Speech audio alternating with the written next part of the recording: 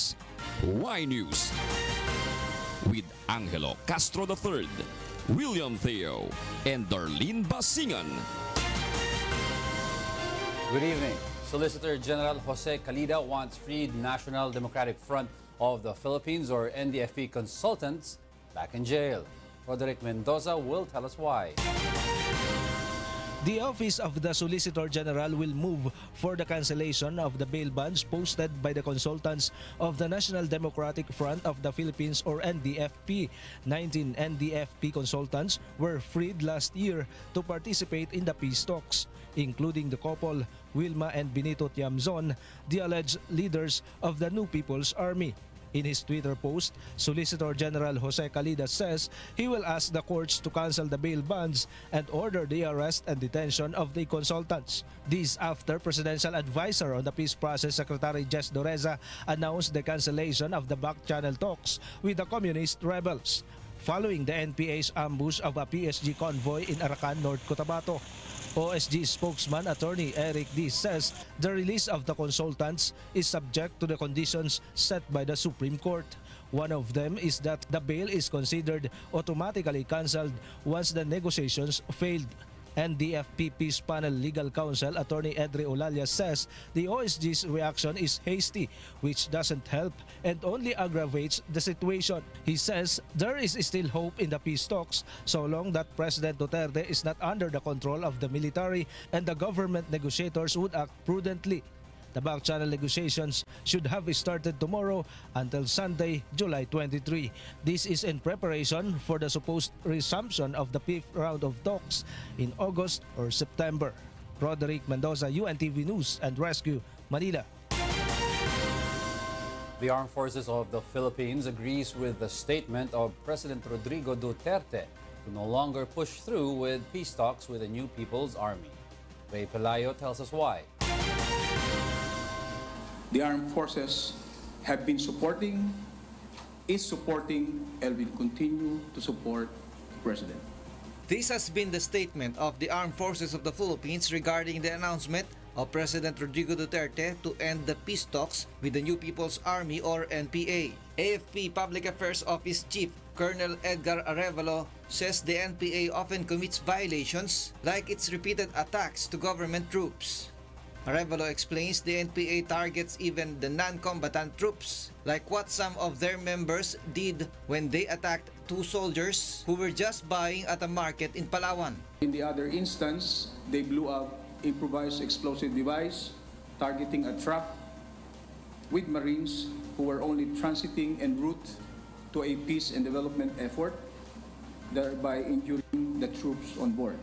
The military officials says the communist group is not serious in discussing peace with the government as proven by their repeated commission of illegal activities like extortion. It is a futile effort to continue to talk peace with a group like CPP, NPA, NDF, whose members continue to bleed money from the people and senselessly kill our soldiers that defend and protect our people.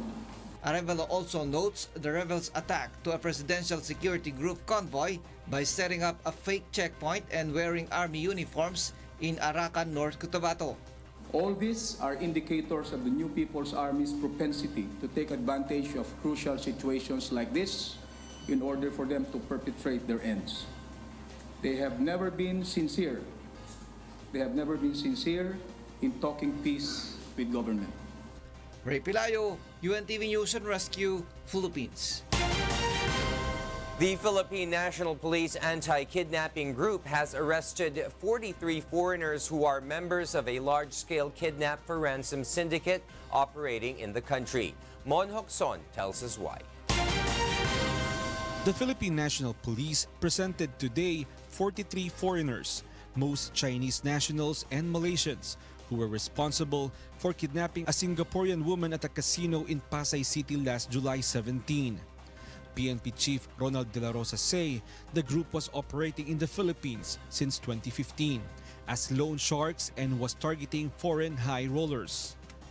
All of the arrested 43 suspects are part of a cell of a loan shark syndicate operating in Entertainment City, The group's modus operandi was to observe losing high rollers in casinos and offer them huge amount, then entice them to play in other casinos. Pag natatalo na, ang sistema nila, sasabihin, malas ka dito. We transfer to City of Dreams.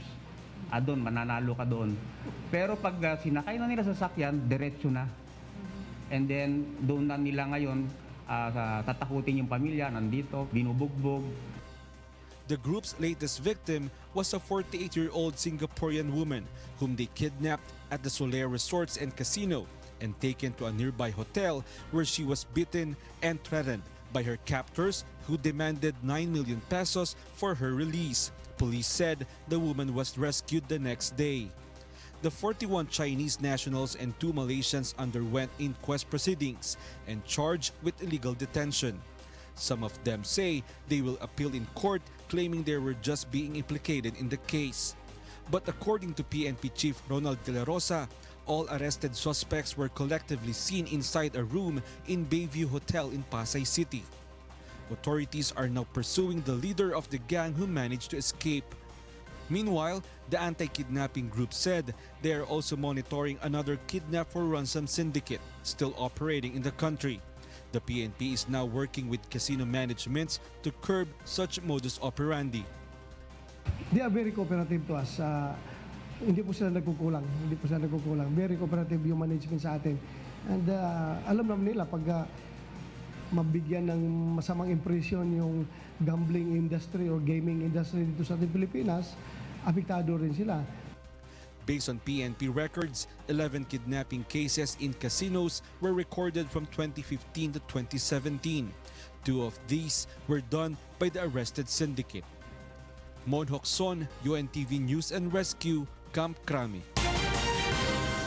In other news, the government orders a temporary ban on the importation of beef and chicken meat from Brazil. Ray Pelayo tells us why. The Department of Agriculture wants to make sure that beef and chicken meat from Brazil are safe from harmful bacteria. Thus, the department ordered a temporary ban on its importation. Secretary Manny Piñol says they are sending agri personnel to Brazil next week to check on the sanitary measures being imposed in meat plants in the country and if they are following standard operating procedures in their production. We temporarily stop the importation from Brazil and then clear them one by one. Meanwhile, the total ban is now effective after the 500,000 metric tons of recently imported beef and chicken meat have been tested positive of salmonella bacteria. They are part of the 18 shipments from Brazil that arrived in the country from May 10 to June 20. The Bureau of Animal Industry said the shipments were already delivered to meat processors even before the result of the lab test was released. But by maintained salmonella bacteria will eventually die once it undergoes the heating process. Importers expressed concern that the ban will affect operations of fast food chains as well as the price of canned goods and processed meat using beef and chicken ingredients. Piñol adds that the government will resume the importation once they are sure that the imported meat are safe to eat. Ray Pelayo, UNTV News and Rescue, Quezon City. Meanwhile, the Bureau of Customs confiscated in Manila more than 4 million pesos worth of garlic and onions from China. Aiko Miguel will tell us why.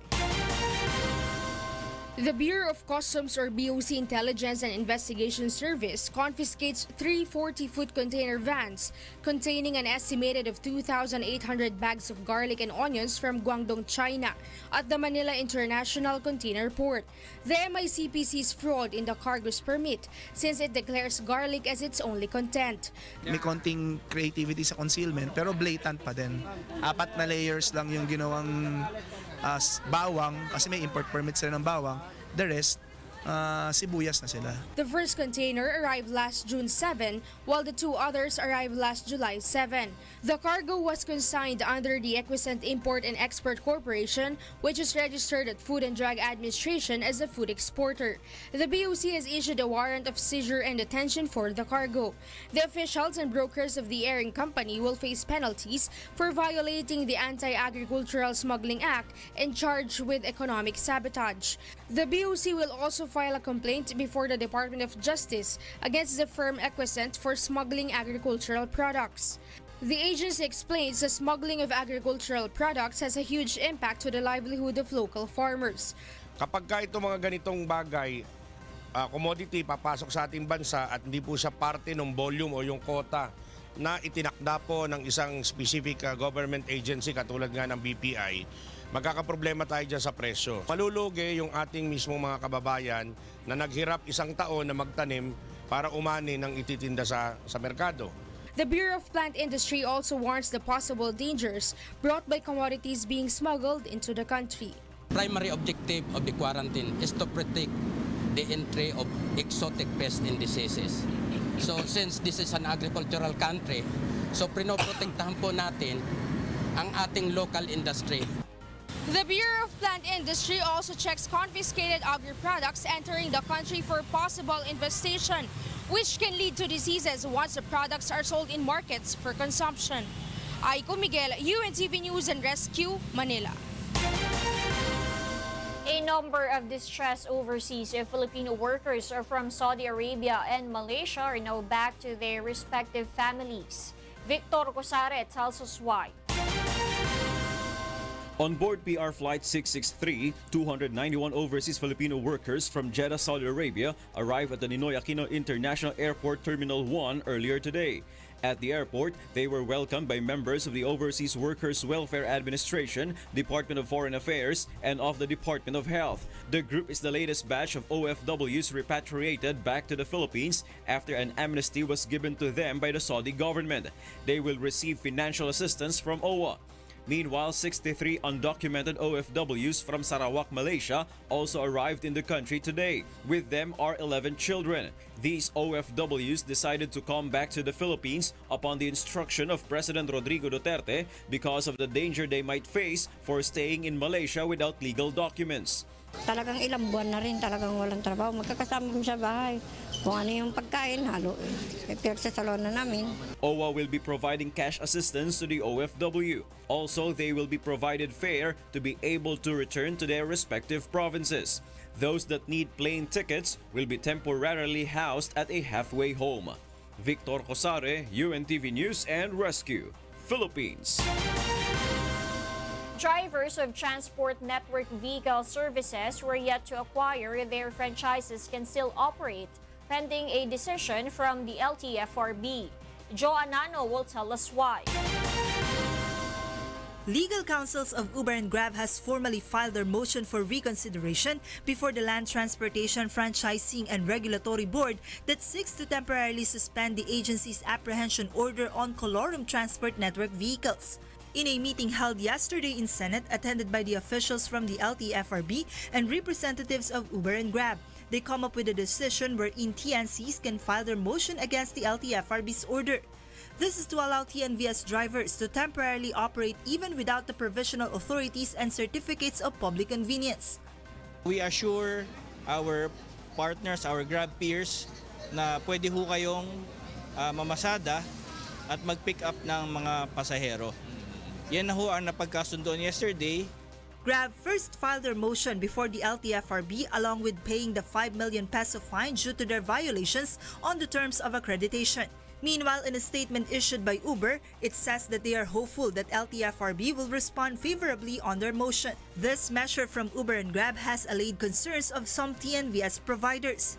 Maraming salamat at na-file nila yun dahil makakabiyahin ng maayos yung mga katulad namin.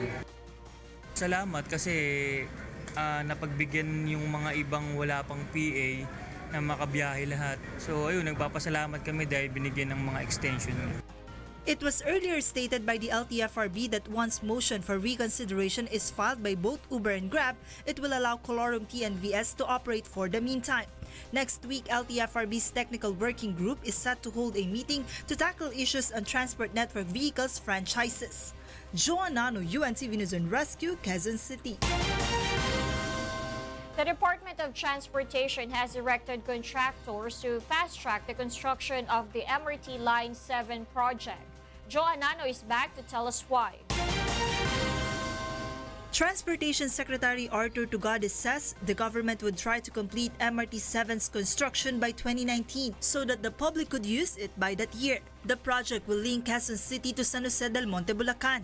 Aside from this, the DOTR has also directed its contractor to fast-track the installation of foundations for the proposed Doña Carmen and Regalado Avenue stations. The Transportation Department will also attempt to finish its construction by November to help ease the heavy traffic on the said road. The MRT-7 is a rail transit system project that is 22 kilometers long and has 14 stations. The stations include North Avenue, Quezon City Memorial Circle, University Avenue, Tandang Sora, Don Antonio, Batasan, Mangahan, Doña Carmen, Regalado, Mindanao Avenue, Quirino, Sacred Heart, Tala, and San Jose del Monte, Bulacan. 36 train sets or 108 train coaches are expected to arrive in January 2019 from South Korea, which will be used for the operation of MRT-7. After its completion, about 400,000 passengers are expected to benefit daily from MRT-7 operations. The DOTR has once again appealed for patience from the public due to the heavy traffic the project would cause. Sabi nga nila, walang hirap, walang ginhawa. Anong gusto mo? Maghirap ka ng 10 taon o pagbigyan nyo kami ng 2 taon upang pagkatapos ng 2 taon, meron kang 10 taon na ginhawa?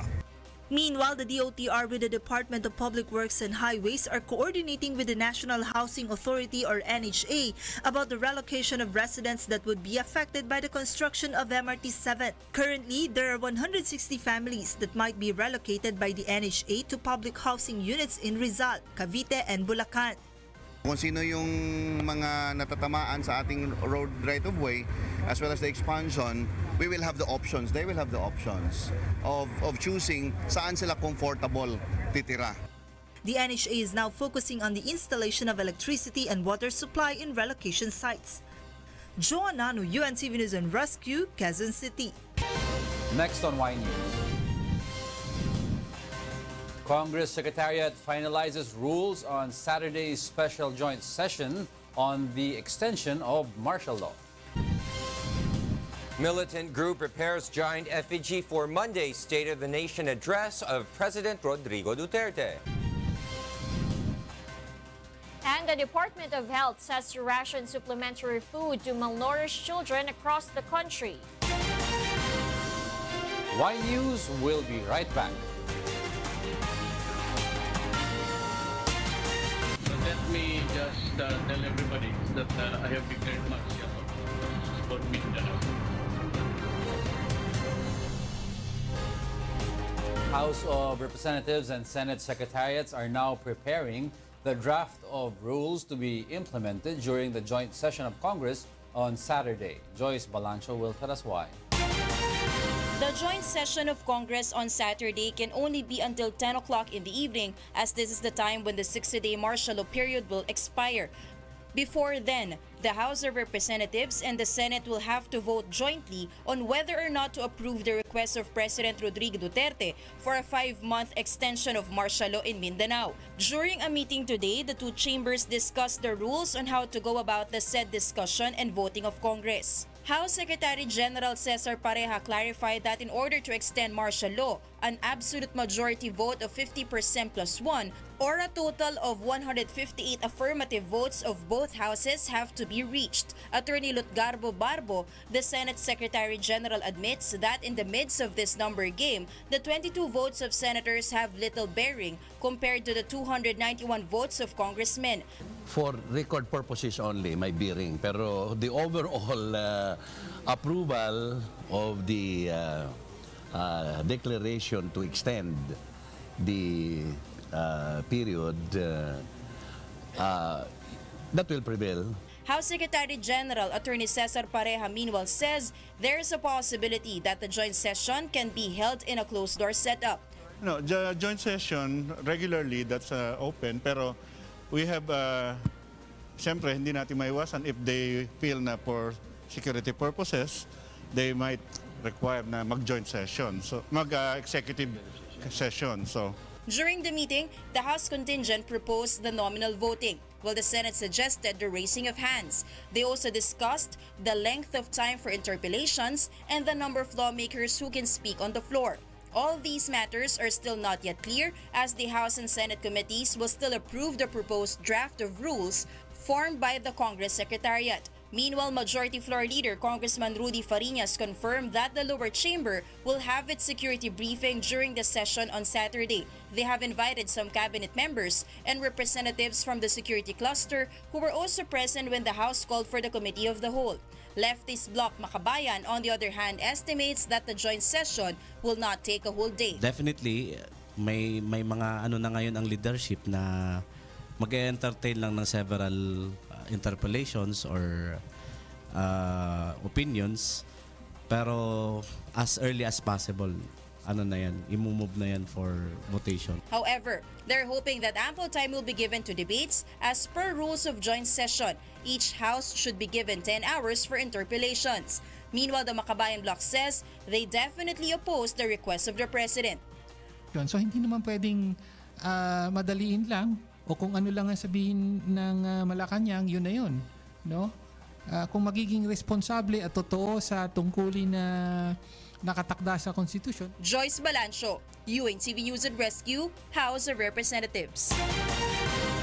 Senators believe that the special joint session of Congress on Saturday will center on the issue of the length of period of extension of martial law declaration in Mindanao. Nel Maribohok will tell us why. Some senators expressed reservations on the issue of 5-month extension or up to the end of the year for the declaration of martial law. Senator Joel Villanueva says this is likely to be the biggest issue that will be tackled in the joint session on Saturday.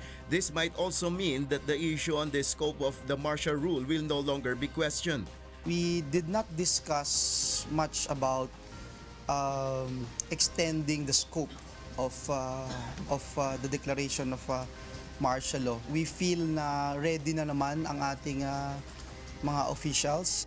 Senate Majority Floor Leader Tito Soto has the same view on the matter. Maraming magsasabi na may mga opinion sigurado na lalabas na sasabihin na 60 days na lang. Kasi after 60 days kung hindi pa rin nakikwel, ulitin natin another 60 days. Sasabihin, yun ang sasabihin ng iba. Meanwhile, Senator Laila De Lima in his statement said that beyond 60-day period may be considered unconstitutional. In connection with the Congress session on Saturday, according to Soto, they are now finalizing the rules for deliberation of the request of the President. They will set to limit the time of each lawmaker's speech and interpellations. Soto added that the session will be open for public because the people has the right to know the current situation of the country. He added that there should be no questioning when it comes to the joint voting of Congress. This despite domination of the lower house in terms of number. In the Constitution, in the 4 or 5 times that the votes of Congress is mentioned, or decisions of Congress are mentioned, it is only on the issue of martial law that the word jointly is used. Amid the questions on joint voting, according to House Majority Leader Rudy Fariñas, they will carefully explain the issue among their members. Nel Maribohok, UNTV News and Rescue, Pasay City.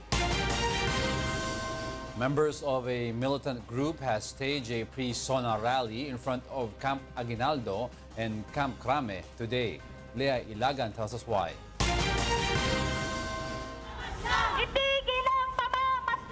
Militant groups have expressed strong opposition against the proposal to extend the period of martial law in Mindanao due to what they claim as human rights violation arising from the military rule. This has been their cry during a protest in front of the gates of Camp Aguinaldo and Camp Crame earlier. Karapatan Public Information Desk Secretary General Cristina Palabay says they have recorded civilian victims of political killings and illegal arrest. Pinalalala lamang po nito yung masama ng kalagayan ng karapatang pantao sa Mindanao at saka sa buong Pilipinas. Nitong nakaraang 2 buwan na mula na ipinatupad ang martial law sa Mindanao, may naitala po kaming 10 na sibilyan na biktima ng pagpaslang at mahigit 300 biktima ng illegal na aresto. The group also calls Defense Secretary Delfin Lorenzana, AFP Chief of Staff General Eduardo Año, and National Security Advisor Hermogenes Esperon Jr. as bomb kings.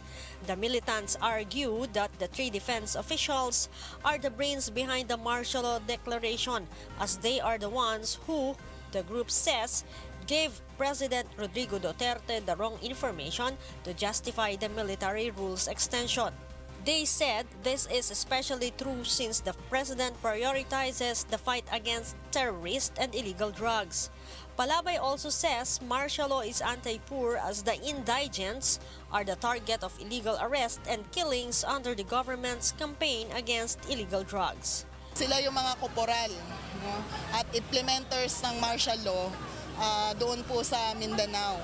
At yung mga ulat na ibinabahagi nila sa Senado, kay Pangulong Duterte, ay mga ulat na hindi nakakatulong para resolbahin yung krisis sa Marawi. Palabay assures that they will monitor the July 22 special sessions of Congress for the martial law extension. She also noted that human rights advocates will show their force during the July 24 State of the Nation address of the President, as there are 30,000 to 50,000 militants are expected to join demonstration across various regions in the country. Leia Ilagan, UNTV News and Rescue, Camp Aguinaldo. President Rodrigo Duterte finally made a visit to Marawi City. He arrived at Camp Ranao past 3 in the afternoon today. Based on reports, the chief executive held a security briefing and talked to government troops. President Duterte also assured the soldiers his full support. The president reiterated that he is one with them in fighting the members of the ISIS-inspired Maute terrorist group in Marawi City. It can be recalled that the visit of the president to Marawi City was cancelled twice due to bad weather conditions.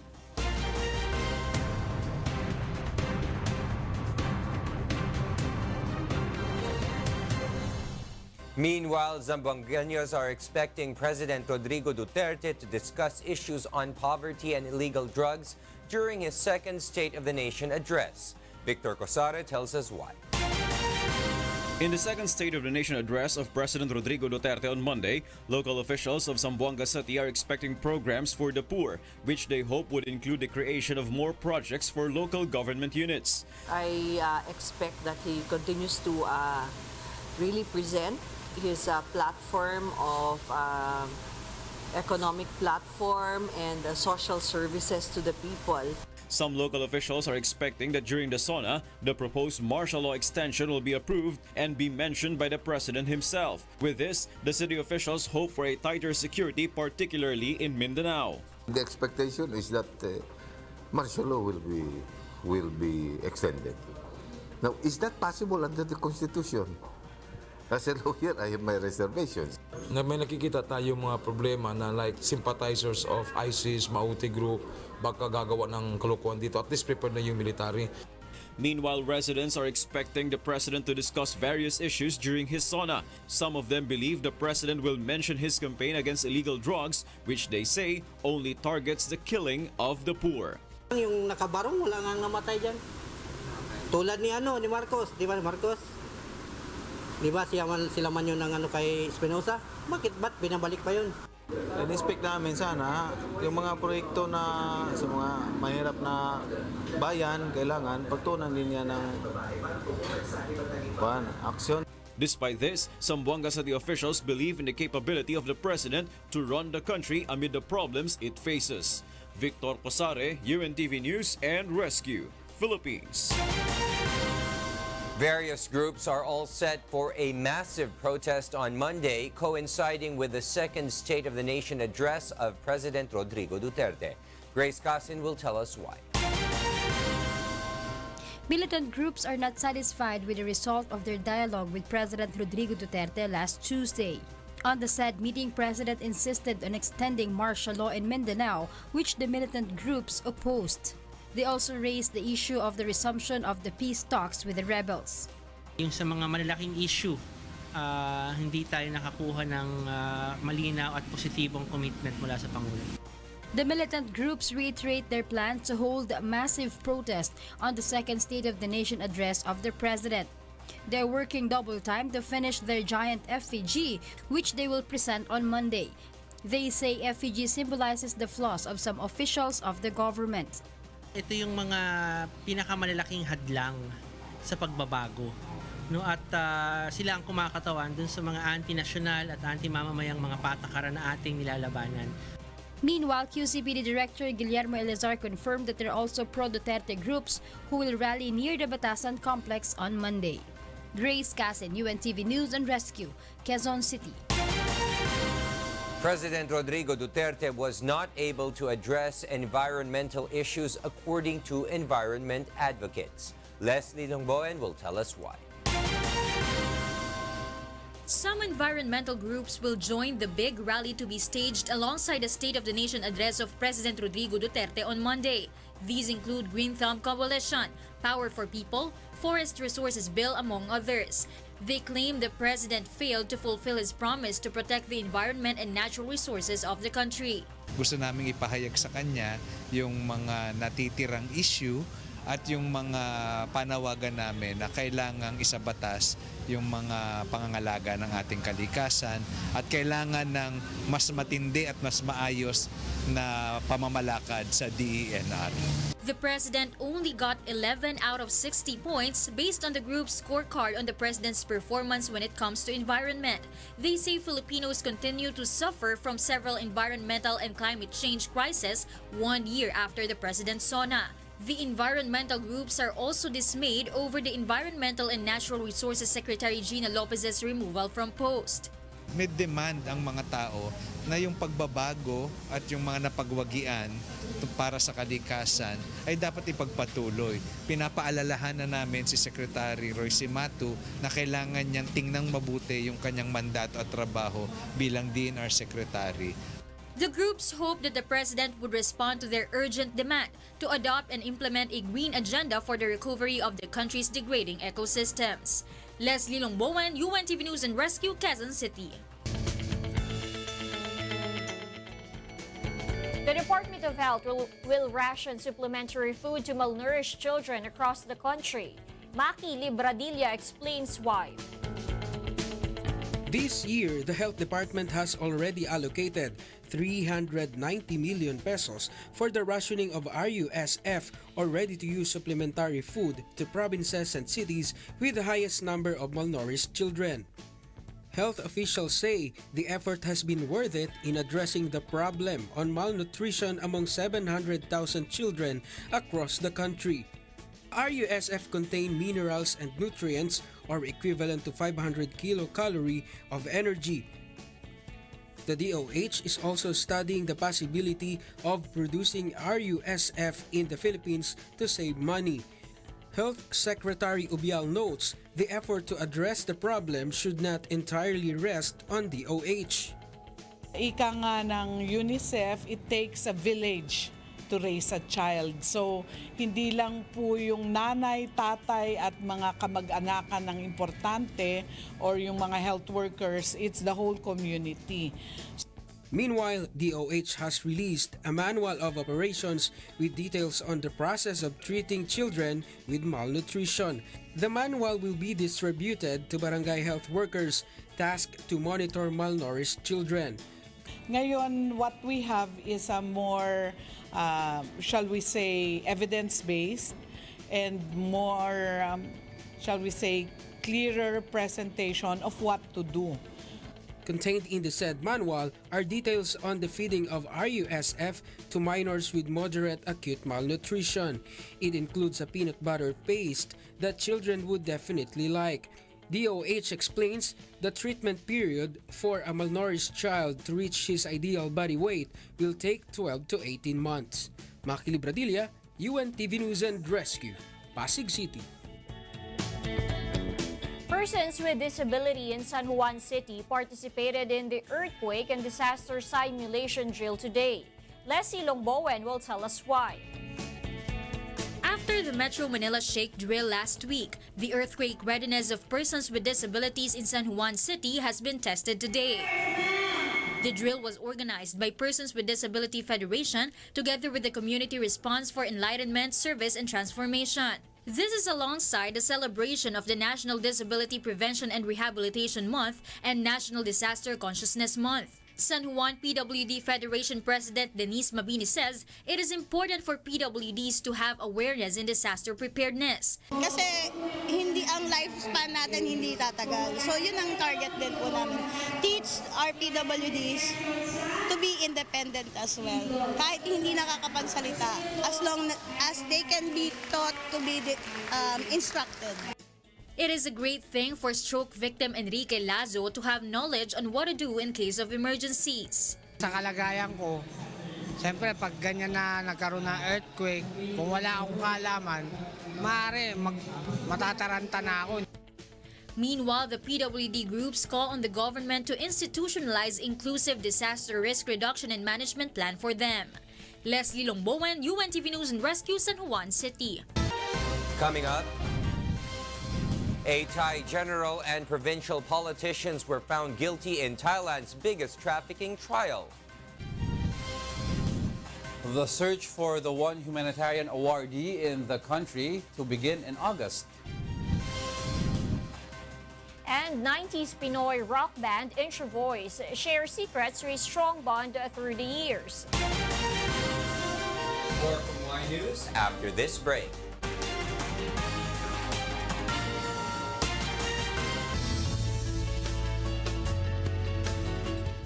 The search is set to begin for the Best in Humanitarian awardee organized by Rotary International. Leslie Longbowen tells us why. Hero of the community. This is the one that the Rotary International is looking for, who deserves recognition for being a model individual in public service. This individual should embody the Rotary International's motto, service above self.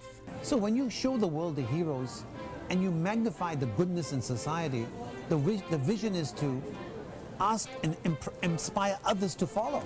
So that's what the one is about. Cecilia Flores Oibanda is the first Filipino finalist of the One Hong Kong in 2012 for her contribution in saving victims of human trafficking in the country. She is excited to meet her fellow finalists with the launch of the project. I'm so excited for those people who are actually silently working in the ground, offering their lives, waking up, sleeping so late in order to make their advocacy and their humanity safe. The One Philippines Humanitarian Awardee will receive 1.5 million pesos, which can be used to fund his or her humanitarian cause and advocacies. It is open to citizens of the Philippines aged 18 and above, not a Rotarian or an employee of any Rotary entity. The awardee will also represent the Philippines to the One International Awards. The project's founder hopes that this will contribute to the progress of the country. So by creating or recognizing or empowering these great heroes, we're slowly making the economy better in our small way. For more information, just go to the program's website www.theoneinternational.org or email philippines@theoneinternational.org. Leslie Longbowen, UNTV News and Rescue, Makati City. Filipino rock band of the 90s Intro Voice says a friendship and the love for Filipinos is what keeps their strong bond last through the years. Christy Rosacia explains why. If I ever had the line to heaven, I swear I'd call you there. And if I ever had a line to heaven, I swear. Who could ever forget the hit song's Line to Heaven, Di Na Ko Asa Pa, and Will I Ever Survive that topped the OPM charts in the 90s? Filipino rock band Intro Voice share the stories behind their success and the bond that they share through the years. Kaya kami buo pa kasi eto, porsigido to, si Jonathan, hindi naghihiwalayan. Tapos, iisa pa rin ng passion ng lahat. Well, ako, masasabi ko lang, masayang kasama sila. Since 2012? It's been 5 years now, and it's been fulfilling actually. Originally a 1986 trio of Paco Arispacochaga, Turgi Cristobal, and Jonathan Bencamino, the group extended its family and had Vic Carpio and J.D. De La Paz in 2012. They are now based in Los Angeles, California, where they keep their genre alive among other Filipino compatriots and foreign fans, not only in the US but in other countries as well.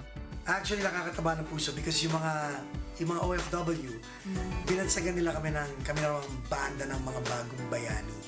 That's a very flattering title. Kung saan may OFW, ando na intro voice. The group recently held a successful concert in Saskatoon, Canada, where they were warmly welcomed by avid fans. For them, it's a big fulfillment to serenade our kababayans, especially in a foreign land. Pag kami show, hindi kami makakalabas ng buhay pag hindi namin tinugtog yung mga hits, di ba? So, of course, we give what the fans want. We walk in their shoes. Kasi mga OFW rin kami. I mean, tayo-tayo lang. We are OFWs.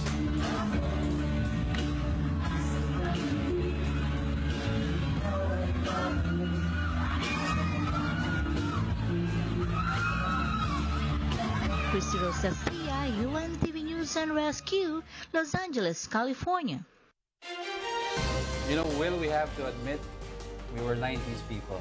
Yes, we were. And that last item actually brought about a lot of memories. Yes. I don't need to ask you, but I want to ask Darlene. Favorite intro voice song? Flying to Heaven, of course. Very That's good. very popular in the 90s. Those are the reasons behind the news, July 20, 2017. I'm Angelo Castro III. Reasons we deliver to you as they unfold. I am William Theo. And I'm Darlene Basingan, because we need to know.